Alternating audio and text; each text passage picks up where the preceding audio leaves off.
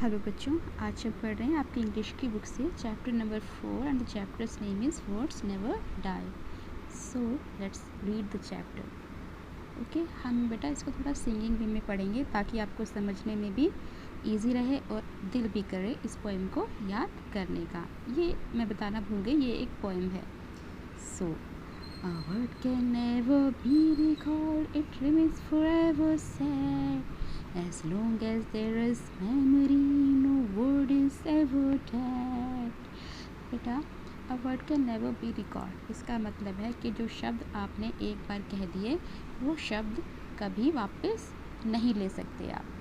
ठीक है, it remains forever sad, यानी कि ये जो शब्द आपके द्वारा कहे गए हैं ये हमेशा के लिए रह जाते हैं।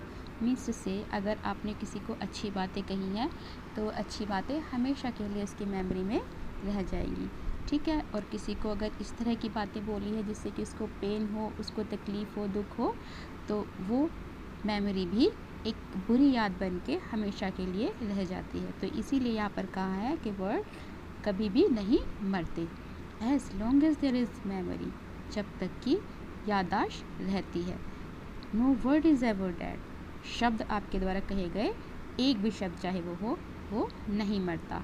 मीन्स टू से ख़त्म नहीं होता।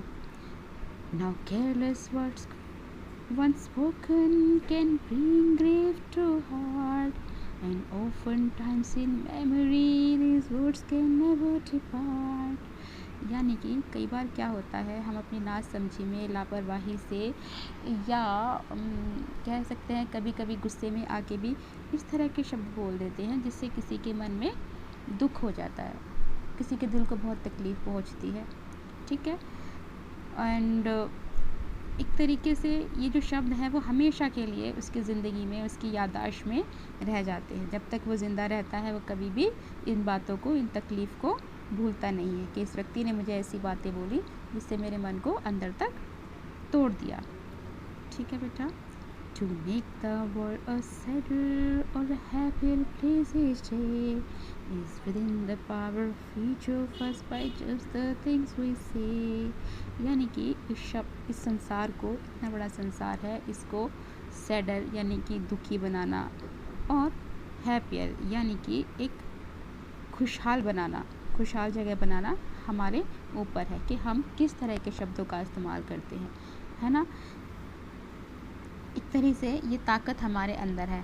हम चाहें तो किसी को खुशी दे सकते हैं और अपने द्वारा बोले गए शब्दों से किसी को बहुत ज़्यादा तकलीफ़ भी पहुंचा सकते हैं।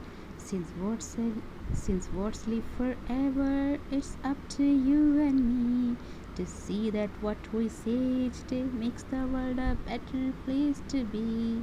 यानी कि हमारे द्वारा कहे गए शब्द आपने पढ़ा पोएम में हमेशा के लिए रहते हैं। ठीक है, तो इसीलिए ये हमारे ऊपर है और आपके ऊपर है कि कैसे हम इस संसार को एक बहुत ही अच्छी जगह बनाएं, एक रहने लायक, मतलब खुश रहने लायक जगह बनाएं। ठीक है, और वो खुश रहने लायक जगह कैसे बनेगी, जब हम अच्छे शब्दों का इस्तेमाल करेंगे। ठीक है, यानी कि अच्छी बातें बोलेंगे, है ना, इस तरह की बातें जिससे दूसरों को खुशी हो, उनको तकलीफ़ ना पहुँचे। ठीक है बेटा। सो ये थी आपकी पोएम। अभी मैं इतना ही समझाऊंगी क्योंकि हम लोग ऑनलाइन स्टडी कर रहे हैं। ठीक है, क्लास में होते तो कुछ और ज़्यादा डीपली हम पढ़ते, बट आई होप कि आपको ये समझ आ गया होगा। ओके बेटा।